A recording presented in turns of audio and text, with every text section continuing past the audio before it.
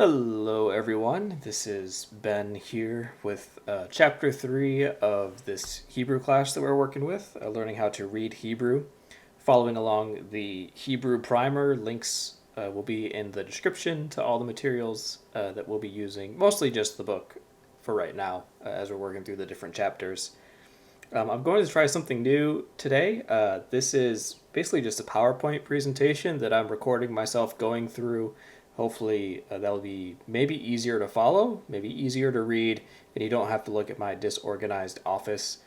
So we're going to be working through it this way. So this is chapter 3. We're going to be going over the Shiva, some odd vowels, and the chapter, well, this is just the title of the chapter, the Shiva, odd vowels, and the Dagesh. Although for this video, I'm not going to be going over the Dagesh. I already touched on that in the first video when we talked about the first letters of the alphabet and how to pronounce those. So let's just go ahead and get into it. We're going to start with the Shiva. So the Shiva is the final sort of vowel that we're going to be learning, and it has some technical rules that go with it. It's not that complicated, and it's very easy to pick up on. The times that I've taught it and the times that when I was learning Hebrew myself, it seems very technical and difficult on the surface, but I've never known anyone to really get hung up on this. But if you do, don't feel bad. But don't feel intimidated by the Shiva. And a Shiva looks like this. And just as a heads up, I know before I mentioned that when I write just vowels, I usually use an X and just use the vowel, just draw the vowel around it. But I can't figure out how to do that on the computer without it being really difficult. So for the sake of at least this chapter, maybe others, when I'm talking about just a vowel, I'm going to be using an aleph as a placeholder. So just as a heads up, a Shiva can occur under pretty much any letter in the Hebrew alphabet, but I'm just using an aleph as a stand-in for any of the other letters. So this is what a Shiva looks like. It is two dots vertical to each other, and it does have a sound to it. Sometimes, not all the time though, and it changes depending on where it is in the word, and we're going to go over that. And when it is vocalized, the book says that it makes kind of an eh sound, but in my experience, I just pronounce this the same as I would a patak or a kametz. Again, we're not learning how to speak Hebrew. If you want to learn how to speak Hebrew, I would recommend learning from another source, not me, because I'm just teaching how to read it. And when you read it, I am not that concerned about like very specific pronunciation, just as long as we recognize the word and the letters and how everything works together. That's what I'm more concerned with, not the exact pronunciation. So even when I was learning Hebrew, I was taught to pronounce this with the ah sound, the same as a patak or a kametz. But if you want to pronounce it with the s sound, hey, go ahead. I'm not gonna, get all up in your face about it. Just do what works for you. But just to keep it simple, I just pronounce it with the ah sound. So now we're gonna go over how it's treated differently, how it functions differently depending on where it is in a word.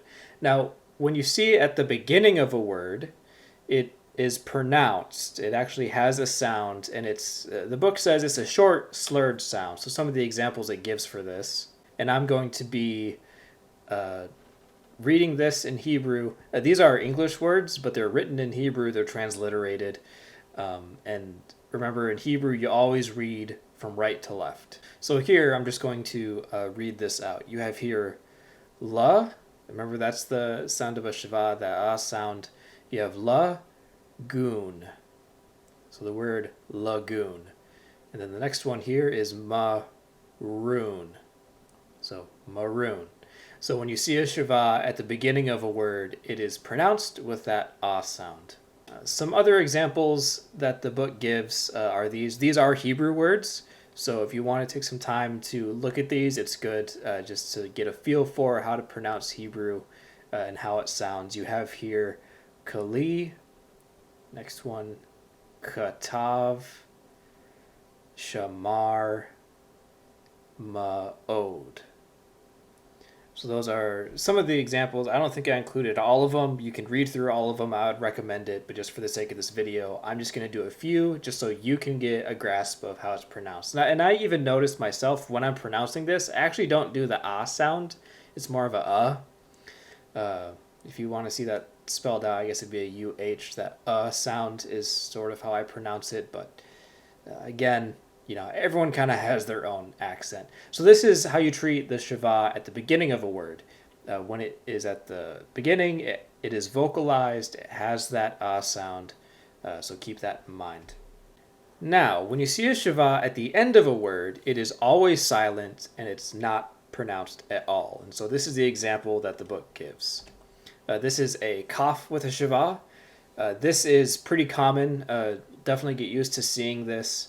Especially when we get into verbs, there is a certain verb construction where this is the end of a verb. So this is going to be very familiar, this cough with a Shiva. And when you see this, the Shiva is not pronounced. So the pronunciation of the word ends with the cough in terms of how you actually say it.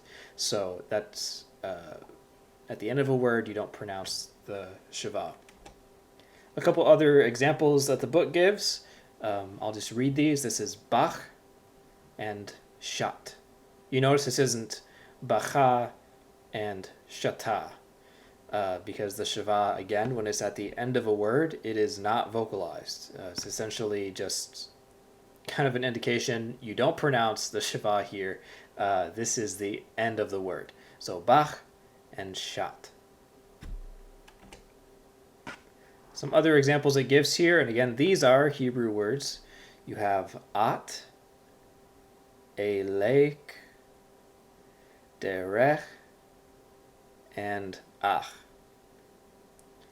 And these last two, well, this one also, this first one, these are pretty common. I tried to just take the more common Hebrew words that we're going to be encountering in the book to put on the video here, just so you can get a feel. So again, at, elech, derech, and ach. And when you see a Shiva in the middle of a word, this is where it gets a little bit tricky, though it's really not that difficult once you start seeing it and getting used to it, but on the face of it, this does seem pretty difficult. So when you see a Shiva just by itself, in the middle of a word, not the beginning of a word, not the end of a word, just somewhere in the middle, it is not pronounced. It actually ends the syllable. It's sort of a marker to say, okay, this is the end of the syllable. And I always describe it as like a stop. Like you stop the pronunciation of the word there. You sort of pause for a second. So here are some examples that the book gives. And again, these are transliterated English words. So we have here meat, loaf. So you notice when the Shiva is in the middle of a word, like here under the tet, you don't pronounce it and it ends the syllable. So we just have meat, loaf. Not meat-a-loaf, it's meat, loaf. The next one is car, pool. Pretty simple, car, pool. The last one is con, cave. So again, what's in the middle of a word and it's by itself, it stops the syllable, so you don't pronounce it.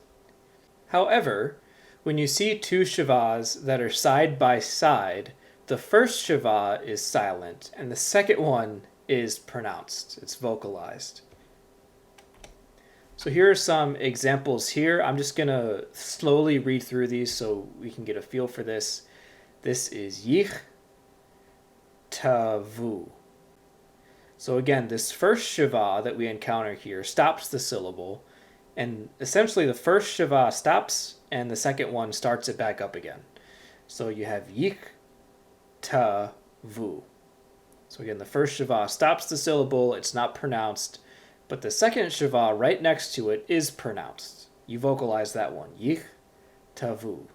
The next one here is kad, shacha. This one is yish, maru. Til, bashu, and rag lachem. And it's frequent enough that before too long, when you see two Shivas next to each other, your mind just automatically figures out what's going on. So don't feel too intimidated by the rules going on here with the Shiva. It's pretty easy to get used to, and I haven't ever really known anyone to get too hung up on this. All right, and I just put this slide up just as a reminder. There is some reading practice in the middle of the chapter, and I would recommend certainly doing that, working through those. It's going to be really good practice, especially since, these are Hebrew words you're going to come across at some point, so it's good to know how to pronounce them, get a feel for it, and just sort of get used to, how they look. The next thing we're going to look at is combination vowels, and I'm going to go a little bit out of order in the book, just because I feel like doing it a slightly different way flows better, at least for me, and how I teach it. So the combination vowel that the book talks about here is when a Shiva is added to another vowel. And a Shiva can be added to these three. It can be added to a Segal, a Patach, and a Kametz. And it looks like this. Sorry, these are a little out of order than what they are over here. So you have a Patach Shiva, a Segal Shiva, and a Kametz Shiva. Or I guess it's Shiva Patach, Shiva Segal, Shiva Kametz. Whatever. So this is what this looks like. This is not very common at all. In fact, when we work through the book, we really aren't going to encounter this until much later chapters. And it happens a lot in verb constructions, the more complex ones. So this is just good to go over now, but don't feel like, you really have to hammer this in, because once we finally get to this, it's going to be so much later in the book that we're going to mostly forget about this anyways. But here's the thing with this, is that when you see a Shiva combined with one of these vowels, it only changes the sound of the vowel in one of the forms, and that's with the Kametz. So for example, I'm just going to go over here. When you see a Shiva Patach, the Shiva does not change the pronunciation of the Patach. You just pronounce it like an A. Or with the Segal, you pronounce it like an E.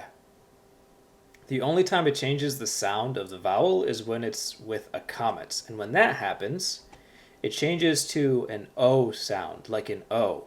And one of the examples the book gives, which was always a helpful example to me, is this word. So for instance, this isn't pronounced Naami. It's actually pronounced Naomi. And you might recognize that as the name Naomi, which this is the Hebrew spelling of that, which is Naomi. So when you see a Kametz with a Shiva, or Shiva with a Kametz, whatever, it's pronounced with the O sound. So it's the only time the combination is going to change the pronunciation of the vowel. The next thing I'm going to go over is, again, this is out of order in the book, but I'm going to go over when you combine a yod with a vowel sound. And this is going to be pretty simple, especially because we do this a lot in English when we have, it's just combining the sounds, basically. It's really not complicated. So when you combine a Patach and a yod, it's going to be pronounced like I, as in aisle. So these are a couple examples that the book gives. You have here bow tie and my. Which, when you think about it, if you were to write a word and it has an A and a Y, you spell it and it's like B-A-Y. You don't pronounce it ba-e, you pronounce it bay. It's the exact same thing in Hebrew. When you have a Patach and a yod, it's not ayi, it's I. So here, bow tie and my. The other one that the book goes over is when you have a cholam and a yod. And this makes the oi sound, like in boil. And these are a couple examples that it gives here. These are, again, transliterations. You have soil, which this one is a weird one. I don't know why they chose this. It's a bit strange. But anyways, you have soil and boy. These are not at least this construction with a full cholam and a yod, I don't remember it being all that common. It does happen, from time to time, but it's not very common. The patak and a yod is common enough that it's good to get a feel for that. But even just straight reading through Hebrew, if you're paying attention to pronunciation and how you're combining consonants and vowels, I feel like this is just going to happen anyways. You don't really have to think about it that much. But, it is a rule with Hebrew, so I guess it's good to keep in mind. The next thing we're going to look at is syllables. And, like any language, Hebrew words are made up of multiple syllables. So a syllable in Hebrew is either going to be composed of a consonant with a vowel. So for instance, here you have a sheen with a comments, and you just pronounce this sha. That would be a vowel. Or a syllable, or that would be a vowel, that'd be a syllable, sorry. Or a syllable will be constructed with a consonant, vowel, consonant structure. So for instance, you have here a tav, hirik, and a sheen. This would be tish, and that would be a syllable. This might seem really insignificant, but it does matter. It's just good to keep in mind. It helps with pronunciation. It helps with being able to parse words, knowing how the word flows, and recognizing syllables. And this also affects how a Shiva is used, because a Shiva usually indicates the end of a syllable. We kind of talked about that already when you see a Shiva in the middle of a word. So as an example, this word is yitz chak. You notice again when a Shiva is by itself in the middle of a word, it is not pronounced and it stops. So you have a yod, hirik, and a tzadeh with a Shiva underneath it. So you have yitz chak. This isn't yitzachak, it's yitz chak. And this is actually two syllables. You have this first syllable construction here. You have the yod, hirik, tzadeh. I always get those confused. Yod, hirik, tzadeh. So you have the consonant, vowel, consonant construction. The Shiva is there sort of as, to let you know, hey, you stop here, right? This is sort of a pause in the word. So this is one syllable, and the second syllable is, again, another consonant, vowel, consonant construction. The chet with the patak, and then a kof. Chak. And for those who have a keen ear, you might recognize this as the Hebrew name Isaac. Yitzchak. That's the name Isaac. This other word here that it gives us, this is pronounced Yisrael. Again, those with a keen ear recognize this is actually the word Israel. Yisrael. And just to break this down again into syllables, you have yod, hirik, sin, and the Shiva is there to say, all right, the syllable stops here, it's at the end of the syllable. So consonant, vowel, consonant. This by itself is a syllable. The resh with the comments, that's going to be another syllable. And then the last syllable is the aleph, tzere, lamed.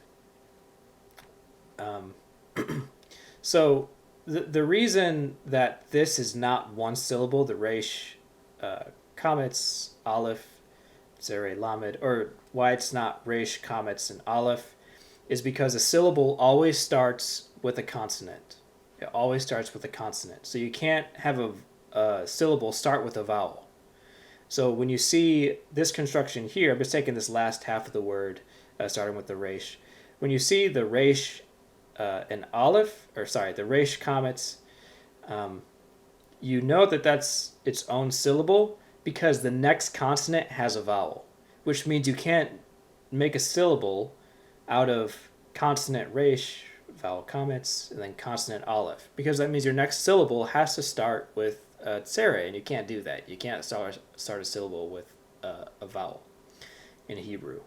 So that's why the resh comments is its own syllable, and then the aleph, tzere, lamed is a syllable, because you notice the lamed does not have a vowel underneath it, and a syllable cannot be constructed with just a consonant. It has to have at least a consonant vowel. So that's why Yisrael is actually 3 syllables. Yis, Ra, El. And you would actually pronounce it like that, Yisrael. So knowing the syllables is helpful, because if you're having trouble pronouncing a word, you can break it down into syllables and just pronounce one syllable at a time, and you can work through it that way. So that's why knowing the syllable, it might seem pretty technical and kind of redundant, but it is important, helpful to know at least.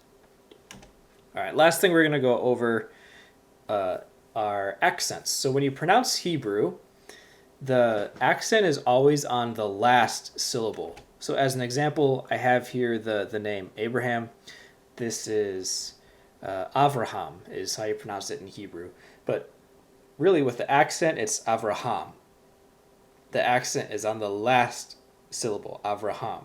So going back to the last 2 words we went over, Yitzchak, it's not Yitzchak, it's Yitzchak. And Yisrael, not Israel or Yisrael, it's Yisrael. The accent is on the last syllable, excuse me.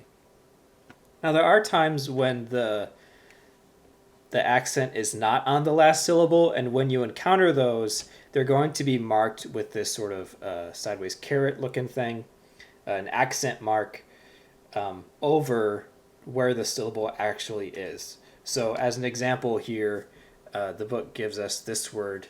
This is not pronounced ruach, which would be following the regular rules of Hebrew with the accent on the last syllable.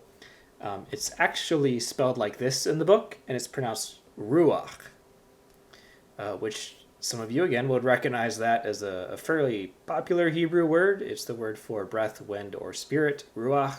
So, and that is a word where the accent is on the first syllable, not the last syllable. So that's important to know. And so when we work through the book, this word will have the accent mark at the beginning. And there's something else with this word that I want to go over. So you might have noticed that I did not pronounce this, excuse me, I lost my pointer here, that I did not pronounce this as rucha. I pronounced this ruach. Now you might be thinking, but Ben, didn't we learn that you always pronounce the consonant first before the vowel in a consonant vowel construction? Yes, thank you for listening. I'm so glad that sunk in. So this is actually an exception. There's actually a rule for this. So the book writes it like this, that when you have a chet as the final letter and you have a patach beneath it, the vowel is pronounced before the chet. And the technical term for this is called a furtive patach. So when you have a chet at the end of a word and a patach is underneath it, you do not pronounce it cha, you pronounce it ach. So that's why in this word it's not rucha, it's ruach. And this is not very common at all. I think there's maybe, I don't know, maybe 5 words in this book, and I can't even remember them all. I can just remember this one. I know there's another one that was common enough in later chapters, but this really is not very common to have this. So this is a pretty rare exception to the grammar rules. But, we can call it out when we get to that in the book. And then once you see it, it's, you can recognize it pretty well. And that is really going to do it for this chapter. Recommendations for exercises. I would recommend doing exercises that are at the end of the chapter 1 through 3, 5, and 7 through 9. Those ones, obviously you can do all the exercises if you want, but if you want to know, what ones, so I don't have to do all of them, what ones would you recommend? I would recommend these ones. I know it's a lot, but these ones I feel are going to be the most helpful. Especially going forward, especially given how I teach this material, these ones are going to be good. So keep that in mind. And that will do it for this chapter. Next week, we will be going over chapter 4, which is going over nouns and verbs. So really jumping into it. Next week, we're going to start to really get into some Hebrew words. So that'll be exciting to start learning some of that. So that's going to be it for this week, and I will see you next time.